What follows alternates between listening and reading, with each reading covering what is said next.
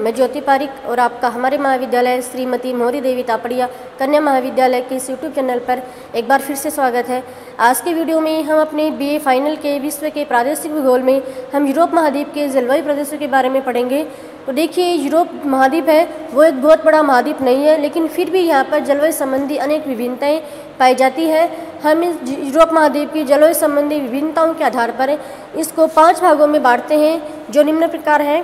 पहला है उत्तरी पश्चिमी यूरोप। पहला है उत्तरी पश्चिमी यूरोप। दूसरा है उत्तरी पूर्वी यूरोप। उत्तरी पूर्वी यूरोप। तीसरा है पूर्वी यूरोप।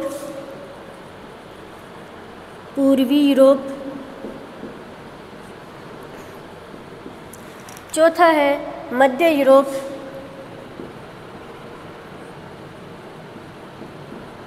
मध्य यूरोप। और पांचवा है दक्षिणी या भूमध्य सागरीय यूरोप। दक्षिणी या भूमध्य सागरीय यूरोप। इस प्रकार से यूरोप महाद्वीप को जलवायु प्रदेशों के आधार पर 5 भागों में विभक्त किया गया है। ठीक है, इस प्रकार से हम देखते हैं। सबसे पहला हमारा जो जलवायु प्रदेश है वो है उत्तरी पश्चिमी यूरोप। इसके बारे में हम देखते हैं। तो सबसे पहले हम इसके विस्तार के बारे में देखते हैं कि इस जलवायु प्रदेश का जो विस्तार है वो कहाँ से कहाँ तक है। तो इनके बारे में हम देखें तो इसका जो विस्तार है वो ब्रिटेन, उत्तरी पश्चिमी फ्रांस, ब्रिटेन, उत्तरी पश्चिमी फ्रांस, उत्तरी पश्चिमी फ्रांस, उत्तरी स्पेन, बेल्जियम, हॉलैंड, उत्तरी स्पेन, बेल्जियम,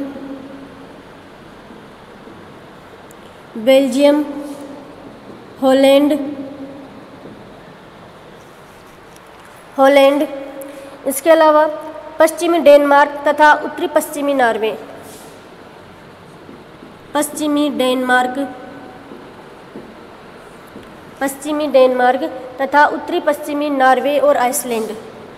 उत्तरी पश्चिमी नॉर्वे और आइसलैंड। इस प्रकार से इस जलवायु प्रदेश का जो विस्तार है वो इस प्रदेश में है। इस क्षेत्रों में ब्रिटेन, उत्तरी पश्चिमी फ्रांस, उत्तरी स्पेन, बेल्जियम, हॉलैंड, पश्चिमी डेनमार्क, उत्तरी पश्चिमी नॉर्वे और आइसलैंड, इन प्रदेशों में इस जलवायु प्रदेश का विस्तार है। यहाँ पर वातावरण देखें, मतलब यहाँ की हम जलवायु देखें तो इस प्रदेश की जो जलवायु है बिल्कुल सामान्य जलवायु इस प्रदेश की रहती है। सर्दियों में तापमान सामान्य रहता है। सर्दियों का जो तापमान है वो भी सामान्य और गर्मियों का तापमान भी बिल्कुल सामान्य रहता है। इस प्रकार से यह जलवायु है वो बिल्कुल स्वस्थप्रद जलवायु मानी जाती है। स्वास्थ्यप्रद जलवायु इस प्रदेश की मानी जाती है। ठीक है, तो यह पहला जलवायु प्रदेश है, क्योंकि इस प्रदेश में साल भर यह जो क्षेत्र है वह वर्ष भर पछुआ पवनों के क्षेत्र में रहता है। वर्ष भर पछुआ पवनों के प्रभाव में रहता है, इसलिए यहाँ पर सामान्य जलवायु पाई जाती है। तापमान ग्रीष्म ऋतु में सामान्य तापमान रहता है और मध्यम शीत ऋतु रहती है, इसलिए यह एक स्वास्थ्यप्रद जलवायु क्षेत्र की मानी जाती है। ठीक है, इस प्रकार से दूसरा जो जलवायु प्रदेश है,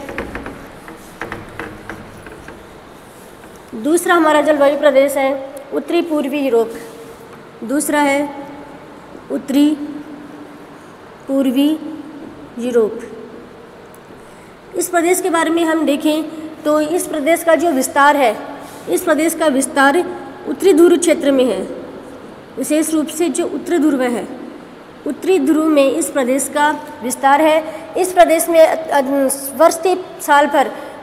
वर्ष के सभी महीनों में, अधिकतर महीनों में बर्फ़ जमी रहती है। बहुत ठंडा वातावरण रहता है। गर्मियाँ बहुत छोटी होती है और 9 महीने यहाँ पर गर्मी पड़ती है, केवल 3 महीने यहाँ पर ही सर्दी पड़ती है। और शीतकालीन जो रातें होती हैं बहुत लंबी होती है। वनस्पति का यहाँ पर बिल्कुल अभाव रहता है।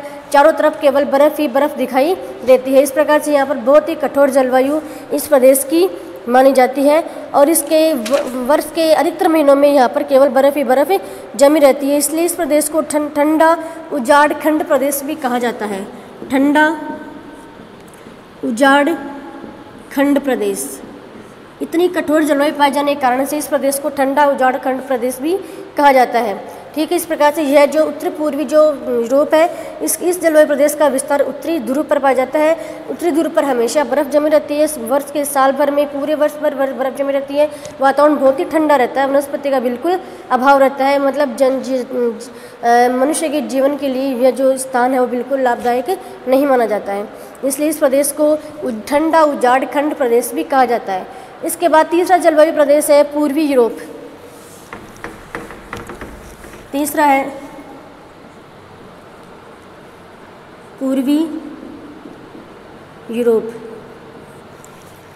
पूर्वी यूरोप इस प्रदेश के विस्तार के बारे में हम देखें कि इस प्रदेश का जो विस्तार है वो यूरोपीय रूस, रोमानिया और पूर्वी पोलैंड। यूरोपीय रूस, रोमानिया और पूर्वी पोलैंड, इन सभी क्षेत्रों में इस प्रदेश का विस्तार पाया जाता है। यहाँ पर हम देखें तो यहाँ पर भी जो जलवायु है वो भी यहाँ पर कठोर जलवायु पाई जाती है। यहाँ की जो जलवायु है वो भी कठोर होती है। ठंड बहुत अधिक रहती है, कठोर जलवायु होती है। सर्दियों का तापमान बहुत अधिक रहता है। सर्दियों का तापमान देखें तो सबसे न्यूनतम -6.6 डिग्री सेल्सियस या 0.6 डिग्री सेल्सियस यहाँ पर शीतकाल का तापमान रहता है। शीतकाल का तापमान रहता है 6.6 डिग्री सेल्सियस और बर्फ़ के कई महीनों साल के कई महीनों तक यहाँ पर बर्फ़ जमी रहती है। गर्मियों में तापमान 22 डिग्री सेल्सियस रहता है। 22 डिग्री सेल्सियस तापमान रहता है ग्रीष्मकाल का। ग्रीष्मकाल में तापमान रहता है 22 डिग्री सेल्सियस। और वर्षा के बारे में हम देखें तो यहाँ पर वर्षा बहुत कम होती है। कम वर्षा होती है इस प्रदेश में और कितनी होती है 50 सेंटीमीटर तक। 50 सेंटीमीटर से अधिक वर्षा इस प्रदेश में नहीं होती है। इसलिए यहाँ पर हम कह सकते हैं कि यहाँ पर भी जलवायु कठोर पाई जाती है। वर्षा बहुत कम होती है और तापमान सर्दियों का बहुत ही न्यून रहता है। हमेशा बर्फ़ जमी रहती है इस प्रदेश में भी। तो इस प्रदेश का जो विस्तार है वो कहाँ से कहाँ तक है? यूरोपीय रूस, रोमानिया और पूर्वी पोलैंड में इस प्रदेश का विस्तार पाया जाता है। उसके बाद अगला प्रदेश है मध्य यूरोप।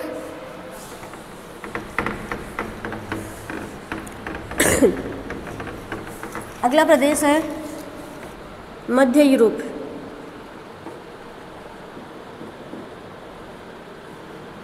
मध्य यूरोप इस प्रदेश के विस्तार के बारे में देखें तो इस प्रदेश का जो विस्तार है वो दक्षिणी स्वीडन, पश्चिमी पोलैंड, दक्षिणी स्वीडन, पश्चिमी पोलैंड,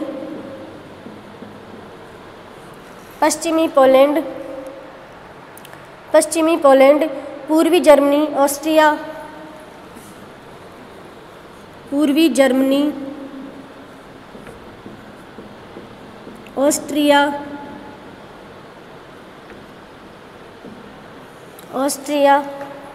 इसके अलावा हंगरी, स्विट्ज़रलैंड,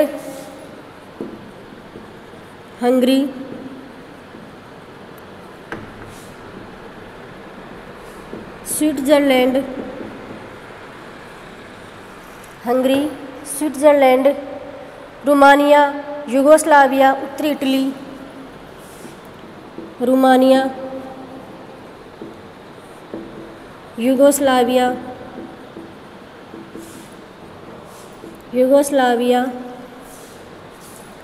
उत्तरी इटली, इन सभी प्रदेशों में इस जलवायु प्रदेश का विस्तार पाया जाता है। ठीक है, उसके बाद हम इस प्रदेश की जलवायु विशेषताओं के बारे में देखें तो इस प्रदेश की पश्चिमी सीमा पर लगभग 75 सेंटीमीटर और पूर्वी सीमा पर लगभग 50 सेंटीमीटर वर्षा होती है। इसकी पश्चिमी सीमा पर 75 सेंटीमीटर वर्षा और इसकी पूर्वी सीमा पर लगभग 50 सेंटीमीटर वर्षा इस प्रदेश में होती है। इसके बाद हम देखें तो यह जो क्षेत्र है वो भी पछुआ पवनों के प्रभाव में आता है। पछुआ पवनों से प्रभावित यह क्षेत्र माना जाता है।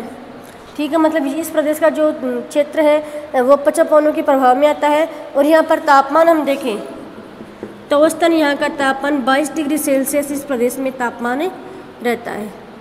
22 डिग्री सेल्सियस इस प्रदेश का तापमान हमेशा रहता है। ठीक है, उसके बाद हम देखें तो शीतकाल का ये ग्रीष्मकाल का तापमान है और शीतकाल का तापमान देखें तो यहाँ पर 0 डिग्री सेल्सियस यहाँ पर शीतकाल में तापमान रहता है।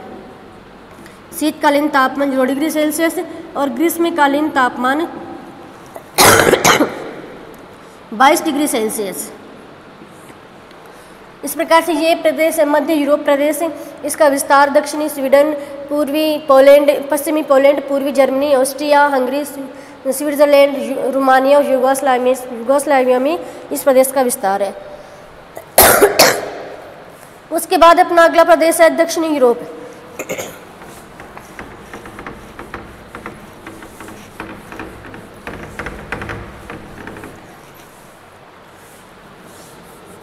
पांचवा प्रदेश अपना दक्षिणी यूरोप। दक्षिणी यूरोप, इस प्रदेश के विस्तार में हम देखें तो इस प्रदेश में यूरोप का रूम सागर तटवर्ती क्षेत्र, रूम सागर, यूरोप महाद्वीप का रूम सागर का जो तटवर्ती क्षेत्र है वो इस प्रदेश के अंतर्गत आता है। रूम सागर का तटवर्ती क्षेत्र, इसमें हम जो इस प्रदेश के क्षेत्रों में हम देखें तो इसमें स्पेन, पुर्तगाल, दक्षिणी फ्रांस, स्पेन, पुर्तगाल, दक्षिणी फ्रांस, इटली, यूगोस्लाविया, यूनान, इटली, यूगोस्लाविया,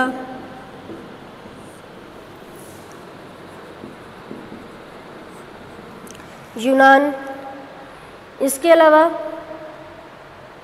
अलावा बुल्गारिया और टर्की, बुल्गारिया और टर्की आदि प्रदेश इस प्रदेश में सम्मिलित किए गए हैं। उसके बाद हम यहाँ की जलवायु विशेषताओं के बारे में देखें तो यहाँ की जलवायु है नम व सम जलवायु रहती है। इस प्रदेश की जलवायु है वो सम जलवायु है। इसमें हम देखें तो यहाँ पर ग्रीष्मकाल का तापमान 26 डिग्री सेल्सियस और शीतकाल का तापमान 23 डिग्री। शीतकाल का जो तापमान है वो 13 डिग्री और ग्रीष्मकाल का जो तापमान है वो 26 डिग्री सेल्सियस यहाँ पर ग्रीष्मकाल का तापमान रहता है। इसलिए हम कह सकते हैं कि यहाँ पर सामान्य जलवायु है वो पाई जाती है। इस प्रकार से यहाँ जो वर्षा है वो वर्षा भी इस प्रदेश में शीतकाल में होती है। शीतकालीन वर्षा इस प्रदेश में होती है। ग्रीष्मकाल पूरी तरह से शुष्क रहता है, इसलिए इस प्रदेश को भूमध्य सागरीय जलवायु प्रदेश भी कहा जाता है। भूमध्य सागरीय, इस प्रदेश को भूमध्य सागरीय जलवायु प्रदेश भी कहा जाता है। जलवायु प्रदेश, ठीक है। तो यह है इस प्रदेश की जलवायु की विशेषताएं कि यहाँ पर नम व सम जलवायु पाई जाती है। यहाँ पर शीतकाल का जो तापमान है 13 डिग्री सेल्सियस और ग्रीष्मकाल का तापमान 26 डिग्री सेल्सियस पाया जाता है। यहाँ पर सामान्य जो वर्षा होती है वो अधिकतर वर्षा शीतकाल में होती है और ग्रीष्मकाल शुष्क रहता है। इस प्रकार से यहाँ पर सारी जो विशेषताएं भूमध्य सागरीय प्रदेश की पाई जाती है, इसीलिए इस प्रदेश को भूमध्य सागरीय जलवायु प्रदेश भी कहा जाता है। ठीक है, तो ये है दक्षिण यूरोप महाद्वीप की 5 जलवायु प्रदेश जिनके बारे में हमने पढ़ लिया है। नेक्स्ट टॉपिक में हम नेक्स्ट वीडियो में हम नेक्स्ट टॉपिक के बारे में पढ़ेंगे। तब तक के लिए धन्यवाद।